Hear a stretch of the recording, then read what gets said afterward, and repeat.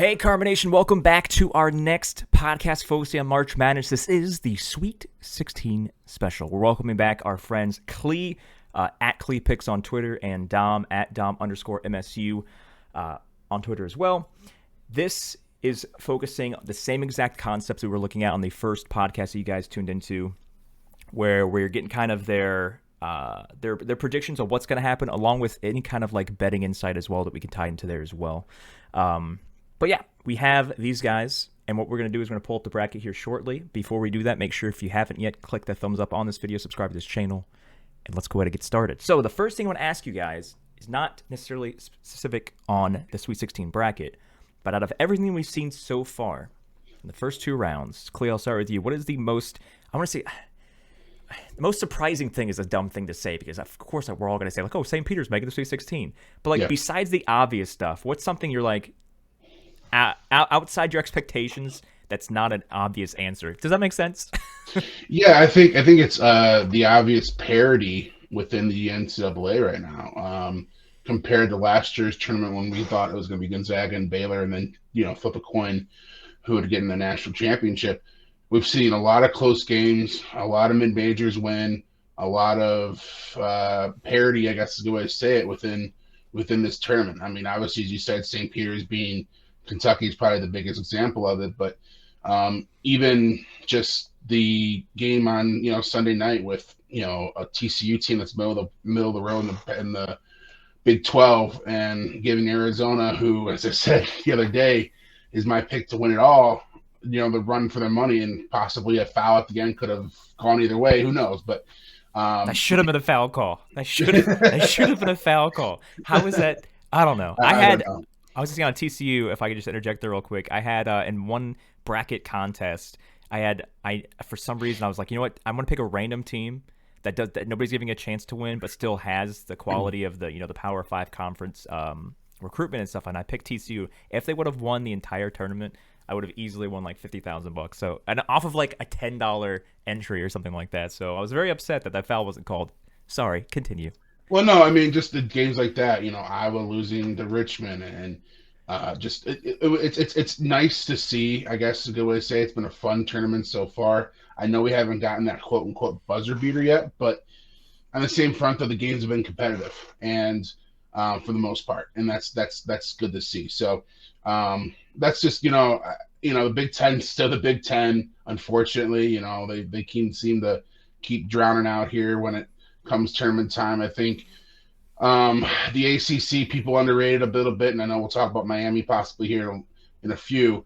And I just think that it's a good tournament so far, and I've been very happy watching it. Now, before we get Dom started, I know that you just mentioned something about the buzzer beater. I don't think Dom mentioned that on the podcast. I'm not 100% sure, but I know that he dropped that in our free betting chat room. Which segue plug, shameless plug. BetKarmaChat.com is a free chat room for you guys to hop in there, join thousands of other people, just talk about March Madness bets and whatever other sport that's out there. But yeah, Dom, go ahead and give your 2 cents. I know you're still itching for your March Madness bet to hit, and it's crazy that historically, isn't it something where like what's the average number of buzzer beaters through an entire tournament? Is it? I would assume it's like 4. Or is that am I way off? So it's not 4 in terms of true buzzer beater. So true buzzer beater is there's 0 seconds on the clock and it's a game-winning shot. So the team was either losing or they were tied going into that. So I mean, I look back at the history like past 10 years. The average is above 1. Last year, this same bet was over 1.5, juiced at -180. This year, the bet is over a half, and it was +150. So nothing drastically changed. If anything, as Clee mentioned, there's more parity this year, which is leading to closer games. So I think the odds were just way off, and so I jumped right on that, before the tournament started. Now half the tournament is already over. Half the tournament already happens in the first weekend, and we didn't get a buzzer beater, but there was a couple chances for a buzzer beater in the first weekend, and then now we're down to 16 teams, and these teams are a lot closer in competition than the first couple rounds. So I'm still very confident we're going to get at least one buzzer beater. It just hasn't happened yet. Well, I know you're saying like I said, we had a couple shots. the TCU going back to the TCU Arizona game, like all that guy has to do is literally just let it float, just let it float. And it's a buzzer beater. So I'm sure Dom was like clenching his cheeks at that moment. I bet Arizona live, and I had the buzzer beater bet. Just shoot a floater, just let it go, or go for a layup. He tried to dunk it and went to overtime. So, oh man. But anything else on your end, Dom, that aside from obvious things, like anything that kind of jumps out as like something that you weren't expecting to happen, beyond the normal upsets and stuff like that? Yeah, I mean, you mentioned briefly, St. Peters. I think everyone would agree that that's the craziest thing that's happened. I mean, I had Kentucky as one of my 3 favorites to win it all, along with Gonzaga and Arizona. So I was shocked, punch in the mouth on a Calcutta auction gone wrong where we spent a lot of money on Kentucky. So St. Peters is absolutely wild. And if you know anything about the school, it is essentially it's a high school when you look at like the resources they have and everything. So that's absolutely shocking. But to be honest, the other upsets weren't shocking to me. So Baylor going down to North Carolina in the second round, I had that in my bracket. That wasn't shocking. Auburn going down in the second round is not shocking. I actually had USC beating Auburn there. Of course, Miami beat USC and then, did their job and beat Auburn as well. And then, as I mentioned, on Selection Sunday, Fran McCaffrey had the hottest team in the country going into March Madness, but the guy can't coach, and so he did not make it out of the first weekend yet again. So yeah, Iowa going down didn't really shock me either. So a lot of upsets, but some we saw coming. Obviously, a few ones nobody saw coming. But we have 16 teams left, and most of them, I would say all but like 1 or 2 are actually really solid teams. Are you, when you say solid teams, you're thinking all but 1 or 2? Of course, probably St. Peters and what would be the other 2 that you would think? I mean, Iowa State has lucked into the Sweet 16. They beat an LSU team who literally just lost their head coach, and so they beat an LSU team with an assistant coach, and then they beat a one-dimensional Wisconsin team who Johnny Davis was clearly banged up and he wasn't healthy, and then they lost their point guard Chucky Hepburn in the first half. So. Iowa State, I don't think is a good team. I mean, they scored 36 points in a basketball game a couple weeks ago. They haven't scored 60 plus in 4 of their last 5 games. So I don't think they're a very good team. I mean, we'll get into all the games, but clearly I like Miami here in that game. So a question I was going to ask you guys before we start going to the matchup specific stuff is how many teams out of the Sweet 16, from what you guys have seen in the first 2 rounds, how many teams do you truly feel have a legitimate shot at the championship? Is that different than before the whole tournament started? Is it still like let's just say before the tournament started there was maybe 10 teams that had a good shot, and is there 10 teams now, or how's that number changed? So Clay, go ahead and kick that off if you want to, of how many of the Sweet 16 actually have a shot to make it to the championship game and win it. Let me do math real quick in my head here. 1, 2, 1. Yeah. Just say like, let me do math. Yeah. 1. 1. Yeah. No. I would say 6, and I'll go through them real quick. I think Gonzaga, obviously, Villanova. I think kind of the draw sets up very well for them. I think obviously Arizona and Houston too. I think Houston. I think it's been the best looking team possibly through the first 2 rounds. I thought they looked very impressive on Sunday against Illinois. And then, then obviously there's, Texas Tech and Duke, I think kind of are there. And then I think Kansas probably has the easiest road now. They get through, if they can get through Providence, I think the regional final, I shouldn't say cakewalk because nothing's a cakewalk, but it's going to be probably the least hardest out of the 4 regional finals we'll probably see. And then probably I think UCLA. And I mean this by, I know they got pushed by Akron, but you saw the veteran leadership of that team, a team that was in the Final Four a year ago, and they stepped up when they needed to, and they very much controlled that St. Mary's game on, I believe it was Saturday when they played. So, I would say UCLA, I would say Arizona, Houston, Villanova, Duke, Gonzaga, and Kansas. That was 7 right there. And then Dom, I know you kind of said like all but 2 teams kind of had a legitimate shot, but like truly out of the 16 left, who do you think has that shot? So about 2 months ago, I tweeted out that I thought 6 teams had a chance to win it and nobody else.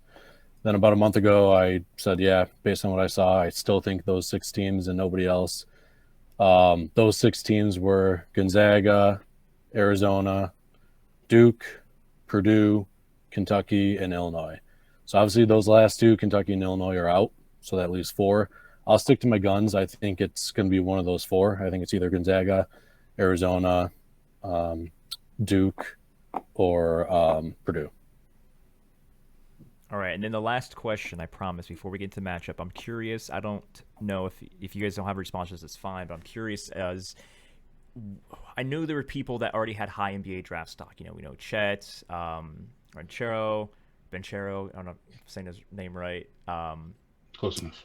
At the what's the guy's name on Jabari Smith? So out of the people that we kind of already know have a high draft stock leading into the tournament, what you've seen so far in the first 2 rounds, is there anybody that like you believe that their draft stock has skyrocketed, whether they were not even in the talks and now they're in the talks, they were already in the talks and now they're like, okay, they're definitely moved themselves higher?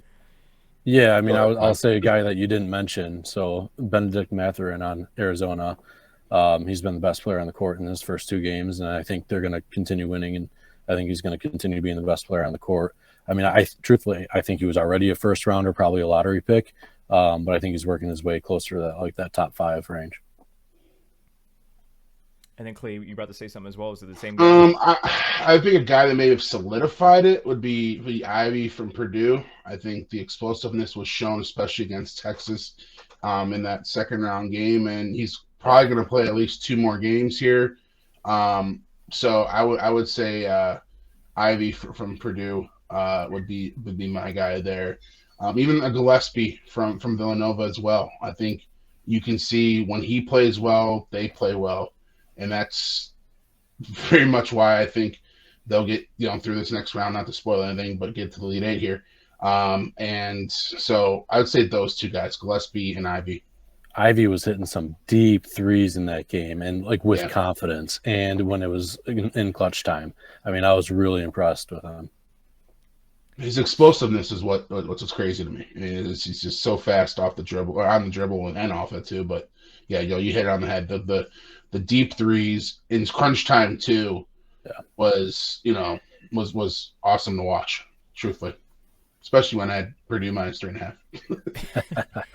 All right, so let's move into the matchups now for the Sweet 16. The first question I have is, of course, what is everyone's favorite matchup for the Sweet 16? I believe, as of when I looked at the odds and I was putting all this stream stuff together, that Texas Tech is the only lower seed that's favored in their matchup.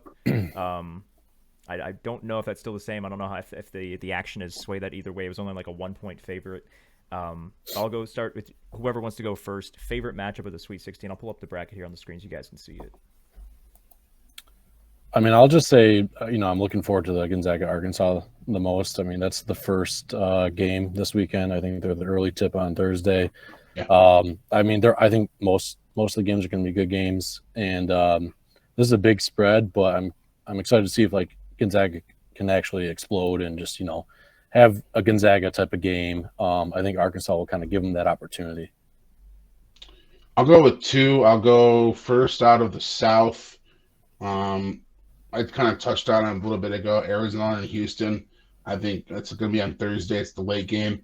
It's a contrast of styles. You have Houston, who's gritty, who crashes the board, I think, better than any team in the country, defensive-minded like crazy. And then you got Arizona, who looks like Gonzaga Jr. with their offense. It's fast, it's quick, it's up and down the court. So I'm excited to see how that looks. And, basically, in my opinion, whoever style plays true will win the game.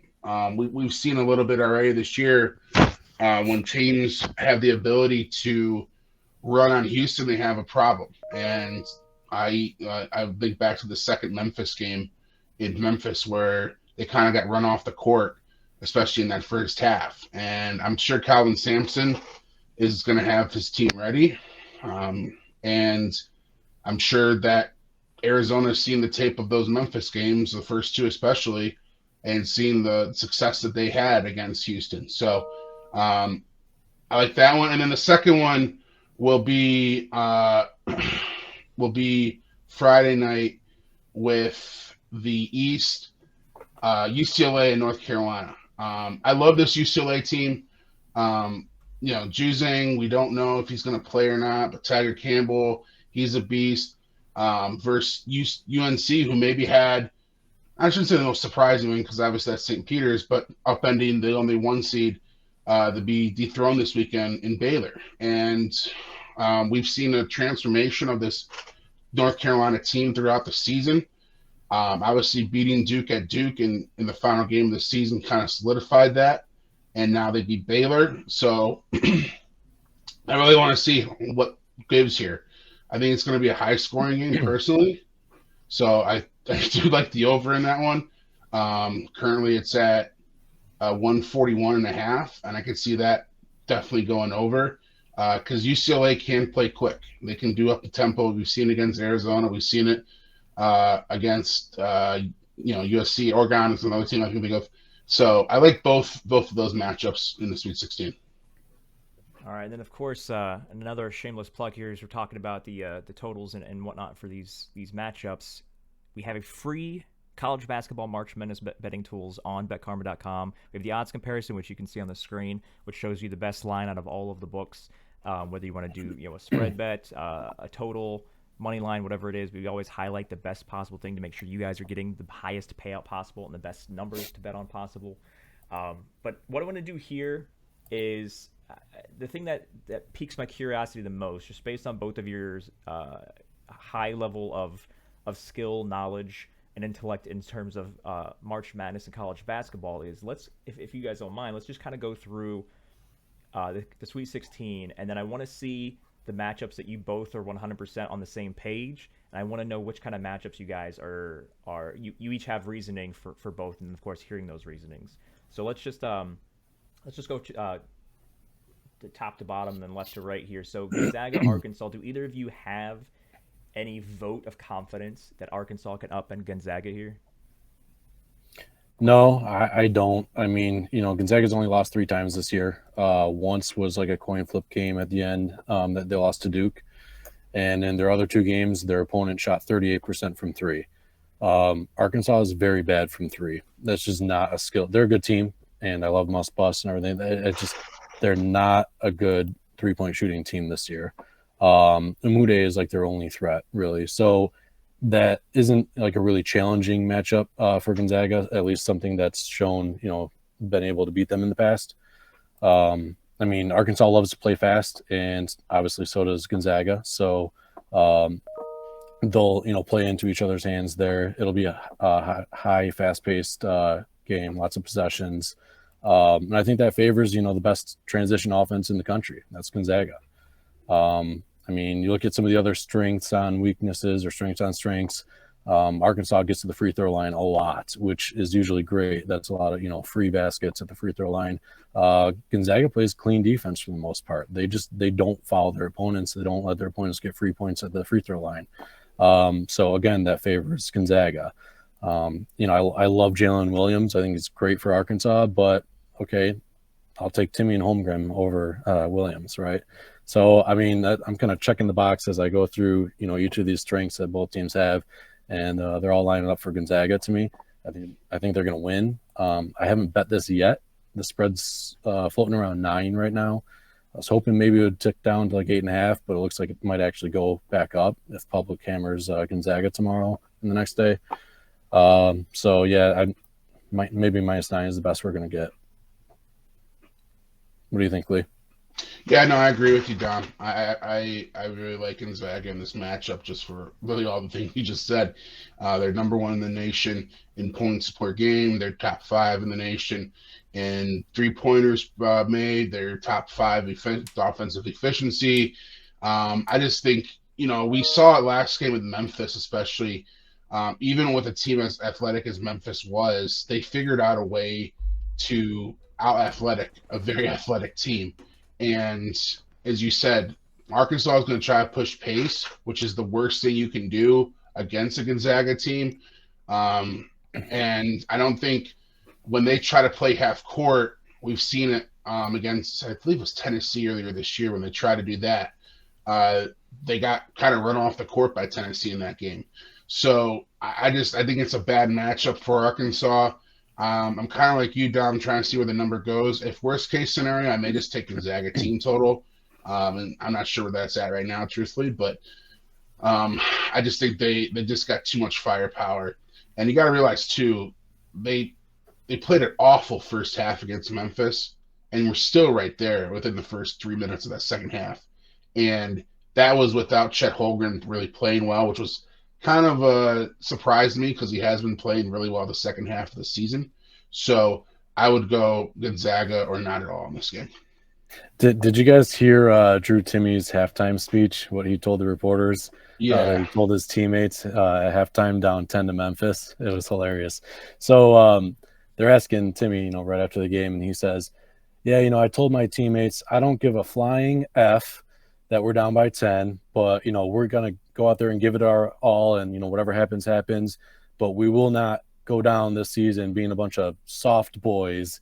And he starts laughing. He's like, I'm sorry, it's difficult to give the G-rated version of the speech. I was dying.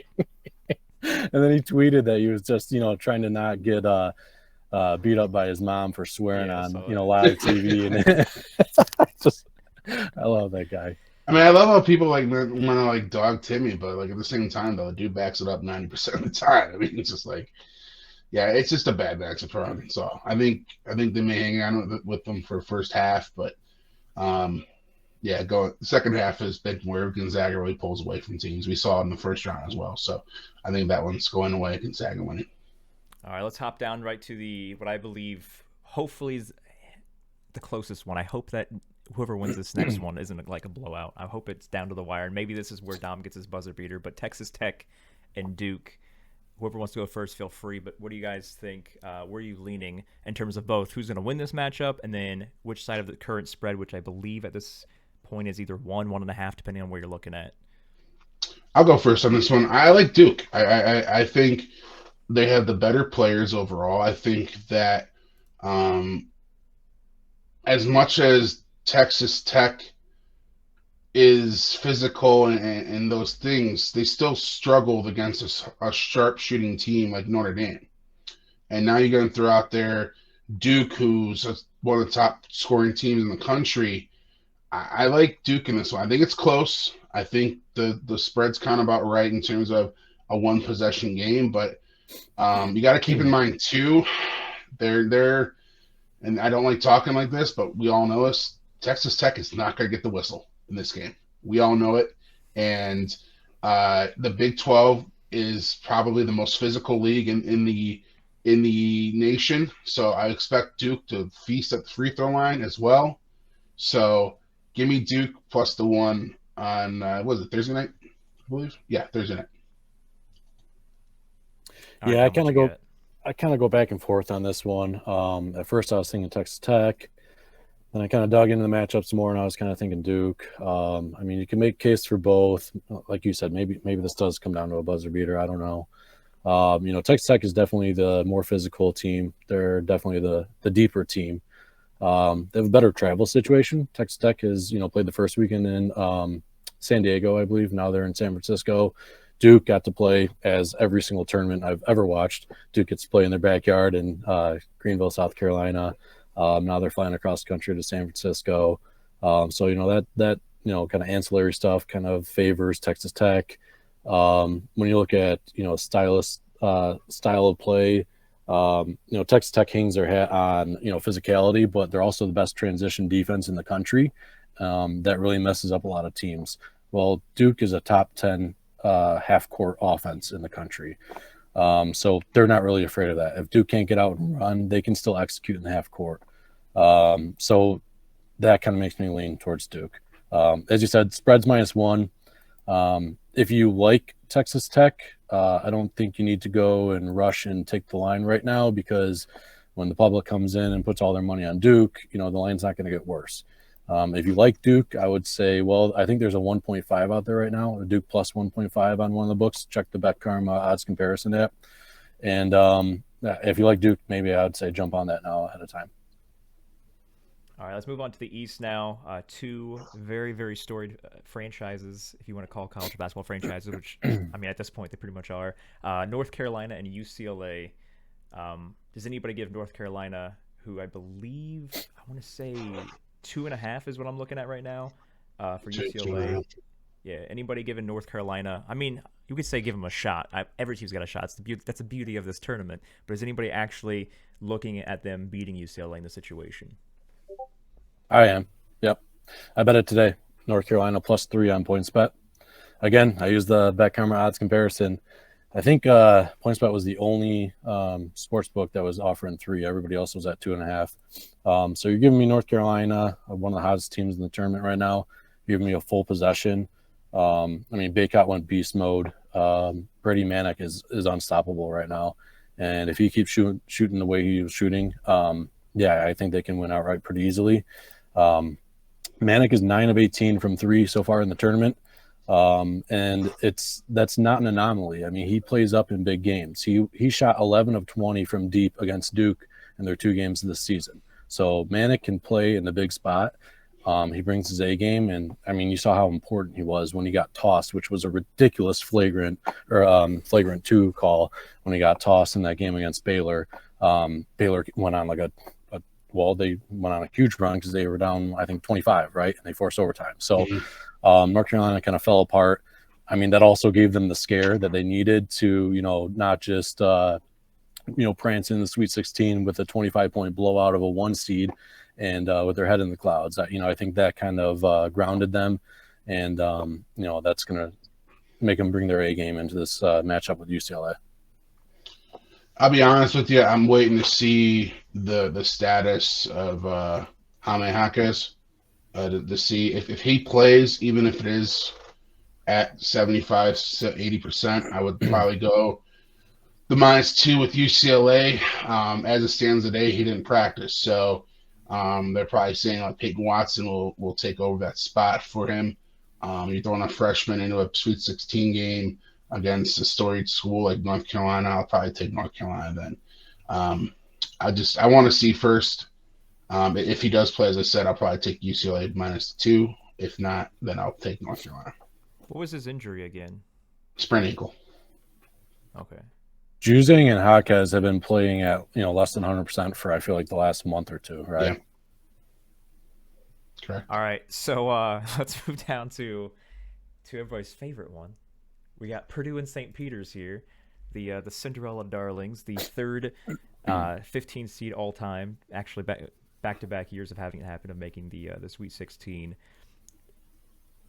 Is what has to happen? I'm sure both of you, in a realistic sense, are like Purdue's going to win this game. But what has to happen in terms of what you've seen Purdue do in the last 2 rounds and what you've seen St. Peters do in terms of offensive, defensively in the first 2 rounds? What has to happen in this matchup specifically for St. Peters to go to the Elite 8, being the first 15 seed ever to do that? Make the game ugly, truthfully. Slow the tempo down. Be physical, I guess is the way to say it, and make one of the most efficient offensive teams in the country not efficient. And you do that by, as I said, being physical and hopefully figure out a way to stop that 7'4" behemoth in the middle, and pray as well. We call Sister Jean. A lot of you are St. Peters, so I'm sure you got some correlation. Okay, but no, I think you got to make the game ugly and slow it down, and not let. We've seen when Purdue's at their best was when they're in transition, when they're have Ivy flowing up and down the court, kicking out for threes, and then when they do get in the half court, they feed the big boys down low. And if St. Peters wants a chance, they're going to have to try to limit those running opportunities in transition for Purdue. So I do like Purdue here. I like them the -12.5. I think it's a nice story. I just think this is a bad matchup for them. Yeah, I'm with Clee. in this scenario, any team's best chance is to just muck it up and slow it down. And I'm talking like St. Peters wants this to go 60 possessions max. And there's ways to do that. I mean, these teams, take your time inbounding the ball, let, 10, 20 seconds go off the clock every single time. I mean, they can shave possessions off, but eventually they're going to get down, and then you can't be, running the clock like that. I mean, I expect 1 million free throws for Purdue. Whatever the max free throws has ever been in an NCAA tournament, I expect that for Purdue. I mean, they went to the line 1 million times last game, and it's going to get even worse against St. Peters. Clee mentioned, the beast, the behemoth down low. Edie is a 9-inch advantage down low against St. Peters centers, whoever they run out there. I mean, that's just insane. You just don't see that. And then the other thing working against St. Peters is the Peacocks have not really relied on threes much this year. I mean, they don't get a lot of their points from behind the 3-point arc. That would be a good way to kind of hang in one of these games, just get hot from three. They're just not used to it, so it's tough to ask them to do that now. I mean, Kentucky missed 1 million free throws. I would say Purdue has to miss, 1.5 million for St. Peters to hang in here. It's tough to lay 12.5 in the tournament game, but hey, if this was 2 months ago and it was a random non-conference game, or if it was, in November, before conference play started, would you have any problem laying 12.5 with Purdue in a neutral site? I wouldn't. No. One other factor too, and this is not being talked about a lot, but Seton Hall's coach just left for Maryland, and Shaheen Holloway, is a Seton Hall alum. I'm not saying he has 1 foot out the door, but it wouldn't shock me if he did. So it's a distraction. It's a distraction for sure. And I mean, he's doing the tours around the radio shows and everything, podcasts, talking about his success, right? I mean, it's tough to keep your foot on the gas pedal when you're already kind of celebrating your success. Yeah, no, that's a bit of distraction. So again, I'm with you, Dom. I love it's just a bad matchup for Purdue, and the depth of Purdue too, because Edney could get in trouble, but then they bring Williams off the bench, and he's a low to begin with too. So It's just too much there. How ugly do you think this game's going to be in terms of? I know you guys it looks like you're both leaning the 12.5 on Purdue. How ugly in terms of based on what you've seen past 2 weeks or past 2 rounds, do you think that this is going to be potential for Purdue 30-point win margin or something crazy like that, or do you think 12.5 makes sense? It's tough to lay out a 17-point number out there. I mean, 12.5, they're probably taking most of their action on Purdue. That'll probably go up. I think I already saw a book go to 13.5. I thought, that it wouldn't be crazy for this to hit 15 by tip off, but no, I expect a 20-something point win. Yeah, I'm there with Dom on the 20-point win. The only thing that would scare me is if the game does get out of hand and Painter kind of sits everyone a bit in the second half, trying to save them for the Elite Eight game. So what I may do more is put a little more money on the first half -7, and then still put a bet on the 12.5. But I think -7 in the first half is a pretty good bet too, truthfully. I like that. That's a good point. All right, I'll probably join you there. To the South side.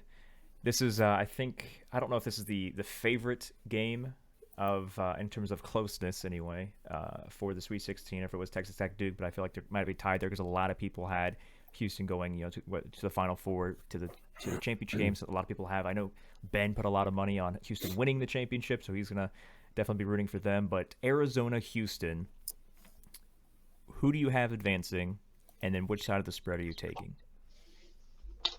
I'm taking Arizona minus the 1.5. I think they got their scare last round against TCU. As much as I've loved the way Houston's played, and I said it before, I think they looked possibly the best out of the first 2 rounds. Arizona's just a different animal. And as I said before, 2 out of the 3 matchups with Houston and Memphis this year, Houston struggled with transition when the game sped up, when it's not half court, when they can clamp down defensively and crash the boards. And I think Arizona knows that, and I think that's what's going to come in handy for Arizona here, taking them minus 1.5. Yeah, I'm not there yet, but but I'll probably end up there. And right now I think I see -2, -1.5. So maybe I should jump on earlier rather than later. But I mean, what a prize for Arizona, 1 seed, number 2 overall, the second number 1 seed in the bracket, and you make the Sweet 16, and now you get to play Houston in San Antonio, Texas. I mean, that sucks for Arizona. The people that are into the analytics love Houston. They are the number 2 team on KenPom right now, and they're a 5 seed. So, I mean, that is crazy. KenPom has Houston ranked above Arizona, actually, who's the number 3 team. So in that sense, I get the line. I get people loving Houston.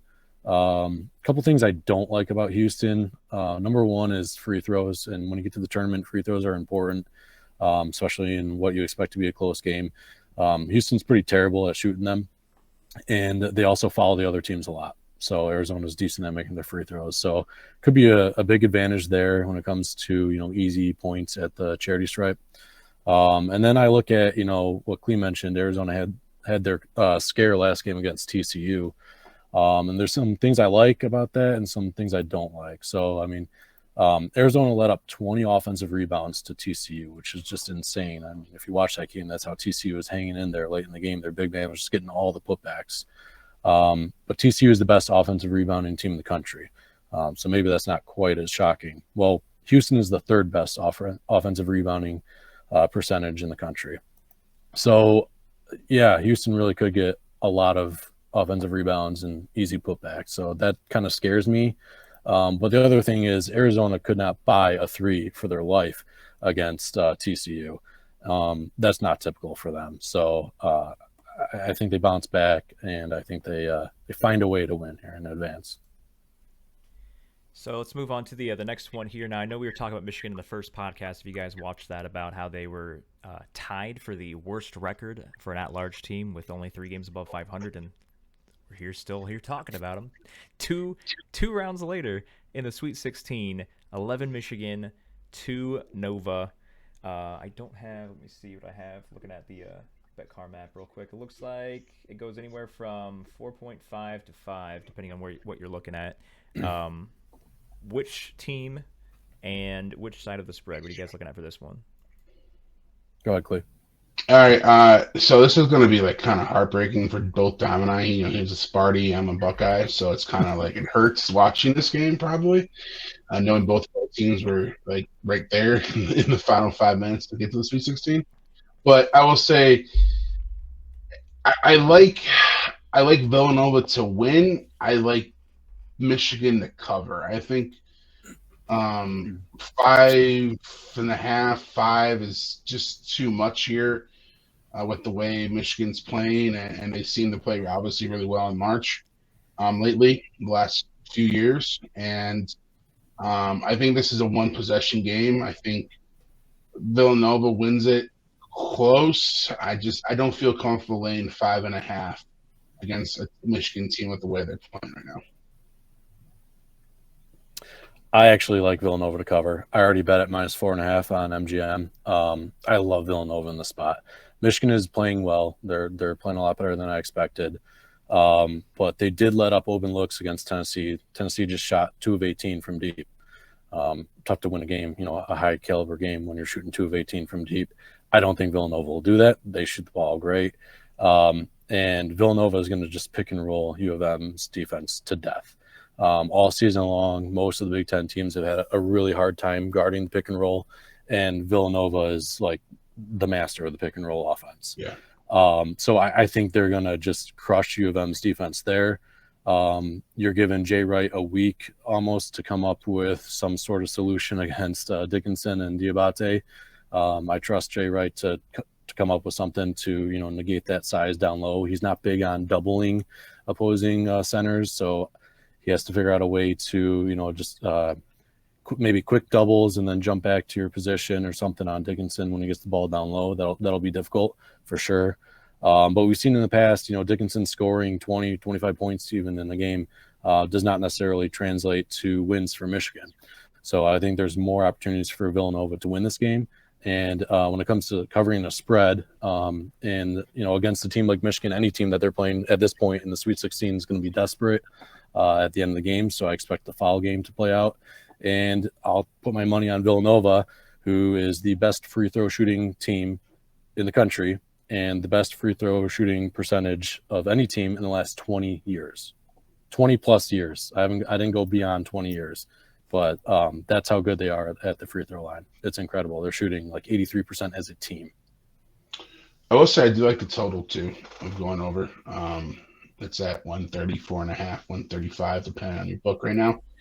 I think what the point Dom just made there, especially with the free throw game, that'll come true towards the end of that game, one way or the other. So if I'm not on the spread, I'll definitely be on the over in that one. That's a good point. All right. I like Moving down to the Midwest, where we just mentioned earlier that this is probably the easiest path for one team to get to the Final Four, mentioning Kansas here with Kansas, Providence, Iowa State, and Miami. Focusing on that first one, Kansas and Providence.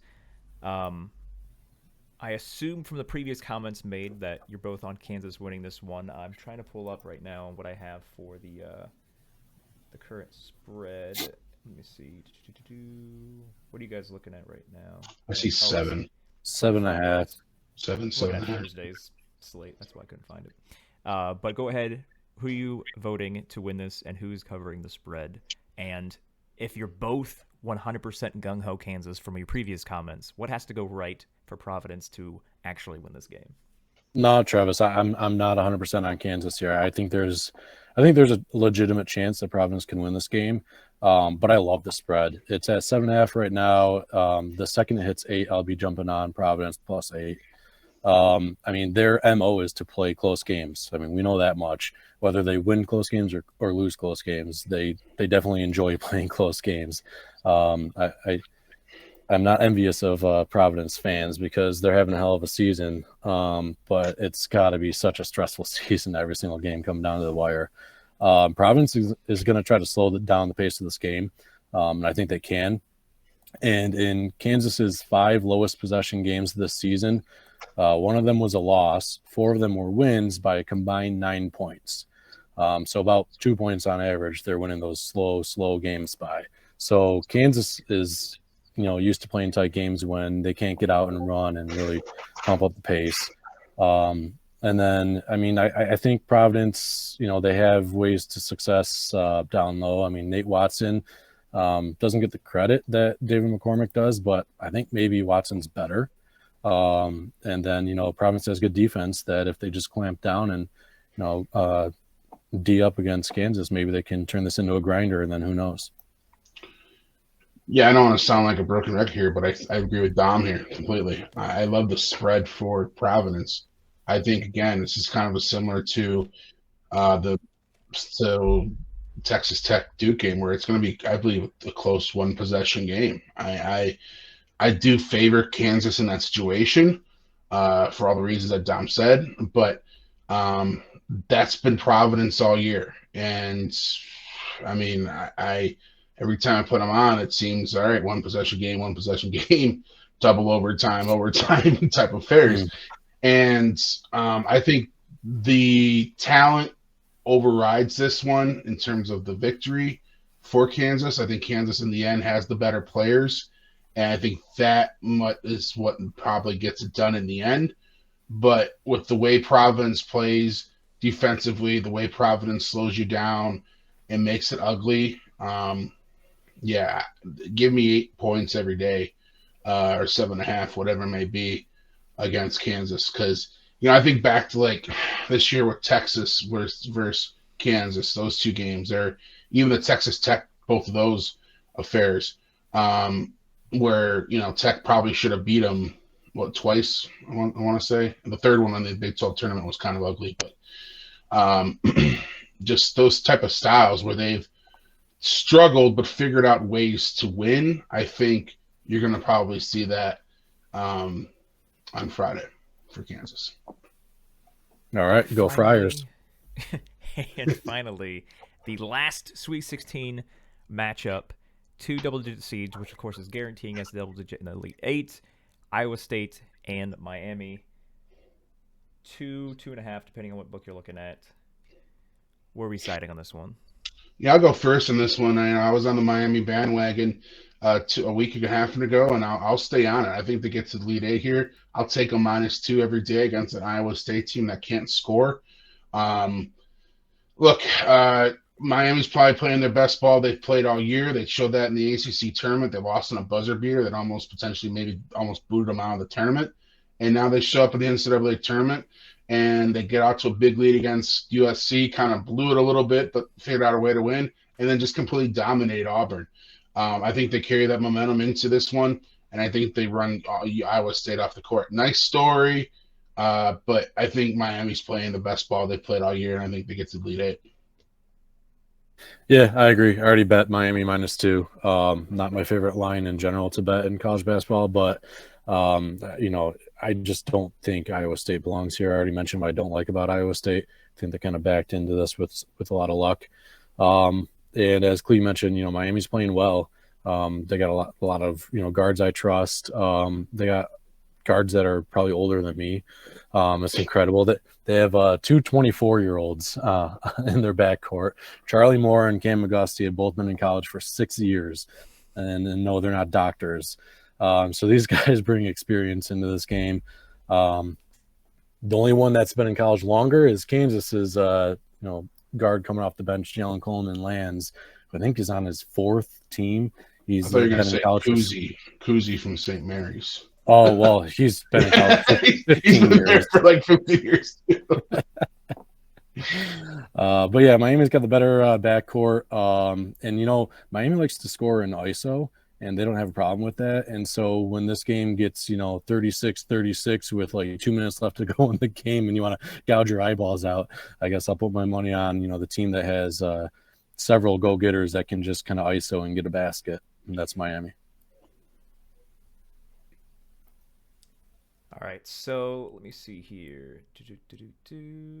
I had one more question. Oh, that's okay. My last question before we wrap it up. I was trying to go through my list of things I wrote down on my phone. Is I know we've already talked about, especially in the first podcast, of what you guys think is going to be the championship matchup, who's going to win. You just based on whatever pieces of data you want to look at. What matchup do you guys want to see happen? So aside from what you think is going to see happen, just based on how great the team is, blah blah blah. What is based on these 16 teams left, in terms of an enjoyment factor or an entertainment factor? What is the best possible matchup that would be, a crazy high TV ratings because of X, Y, Z, or whatever have you? If that question makes sense, I'm trying to paint the picture of what I'm looking for here.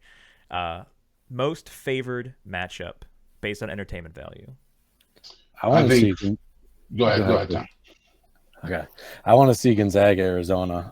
That's what I think is going to happen.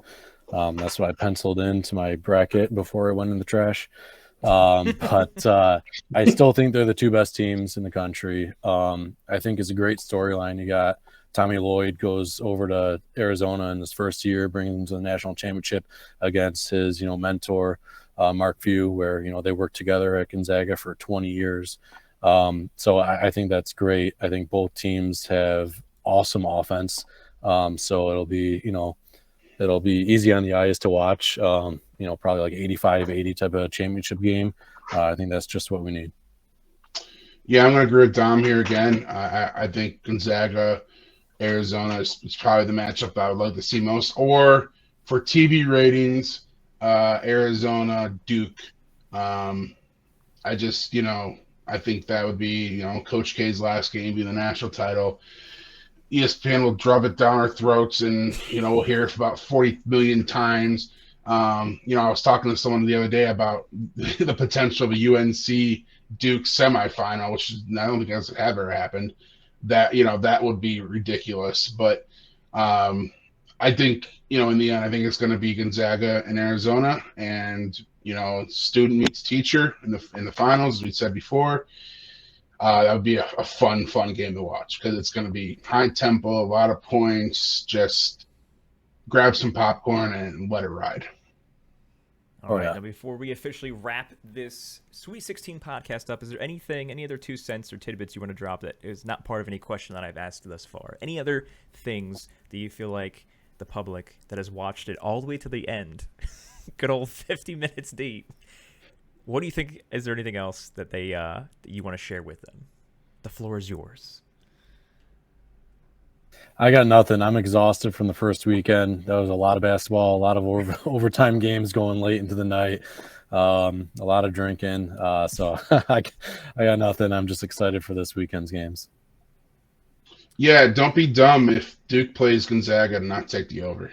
Like that's just a word of advice. If that happens, just that's another game where I think any defense is going to be played in that one. And if it's similar to the first one they played in Vegas this year, it's going to be a high scoring first one to 90 probably wins type game. All right. With that said, we appreciate you guys tuning in. As I mentioned at the beginning of this podcast, if you haven't clicked the like, the thumbs up, go to do that now. Subscribe to this channel, and we'll see you guys on the next one. Good luck, guys, and go whatever team wins me the most money. All right. Sounds See you good. guys later.